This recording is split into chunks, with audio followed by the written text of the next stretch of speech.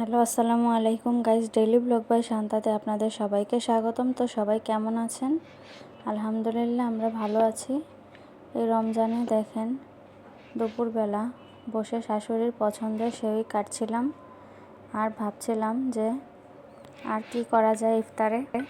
সেওই কিন্তু আসলে আমি ভালো করে কাটতে পারি না, তবুও যতটুকু পেরেছি আলহামদুলিল্লাহ ভালোই হয়েছে। প্রথম অবস্থাতে আসলে সবার থেকে দেখেছিলাম যে এইভাবেই কাটে, তো সেই থেকেই শেখা।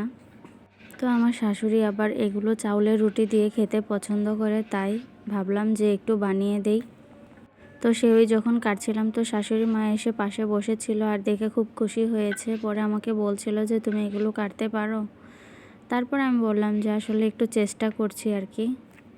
তারপর শ্বশুর আব্বুর যেহেতু ডায়াবেটিস, তাই আমি এই সেওইটাকে ভাবলাম যে চিনি দিয়ে রান্না করব না, গুড় দিয়ে রান্না করব, যেন আব্বু খেতে পারে। গুড় দিয়েই রান্না করেছিলাম, তো আব্বু অল্প পরিমাণেই খেয়েছে। তো দেখেন আমার সেওইগুলো কতটা চিকন চিকন হয়েছে। আমি তো নিজেই দেখে পুরো অবাক হয়ে গেছি যে এত সুন্দর করে আমি কিভাবে কাটলাম সেওইগুলোকে। রমজান মাসে বিকেলবেলা একটু ঝামেলা থাকে, তো সেই পরিমাণে আসলে ভিডিও করতে পারছি না কাজের ঝামেলার কারণে, আর আপনাদের সাথেও শেয়ার করতে পারছি না। তো যতটুকুই পারি আপনাদের সাথে শেয়ার করি। তো সেওইয়ের সাথে চালের রুটিও বানিয়েছিলাম। তো আমি যখন সেওইগুলো কাটছিলাম তখন আপনাদের ভাইয়া বাজার থেকে সবজি নিয়ে আসে, বিভিন্ন রকমের ঢেঁড়স, পুঁই শাক, শসা, তারপরে এনেছিল পেয়ারা, দেশি পেয়ারা এগুলো, আর সাথে এনেছিল আব্বুর পছন্দের জিলাপি। আর আমাদের কাজের খালা সে বসে শিম কাটছিল, টমেটো কাটতে দিয়েছিলাম আমি খালাকে, তো খালা সেগুলোকেই কাটছিল। রমজান মাসে বিকেলের দিকে সেহরির জন্য রান্না, তারপর ইফতারির জন্য রান্না করা আসলে তখন অনেকটা ঝামেলাই হয়ে যায়। তো তখন দেখা যায় আসলে এই ঝামেলার কারণে ভালো করে ভিডিও করা হয় না।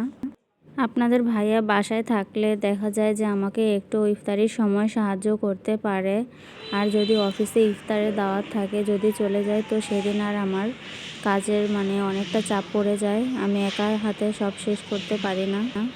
তো খালা আমাকে এগুলো কেটে দিয়ে যায়। তারপর আমি ঢেঁড়স দিয়ে বোয়াল মাছগুলোকে ভুনা করেছিলাম আর ট্যাংরা মাছ দিয়ে আমি ভুনা করেছিলাম।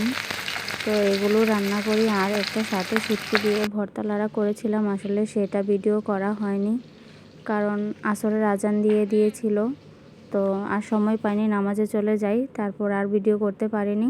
তো দেখেন ইফতারের আয়োজনে ছিল গতকালকে মুড়ি, আর মুড়ির সাথে ভাজা পোড়া করেছিলাম, আর আব্বুর পছন্দের জিলাপিও ছিল সাথে, তো আনারস ছিল, খেজুর ছিল।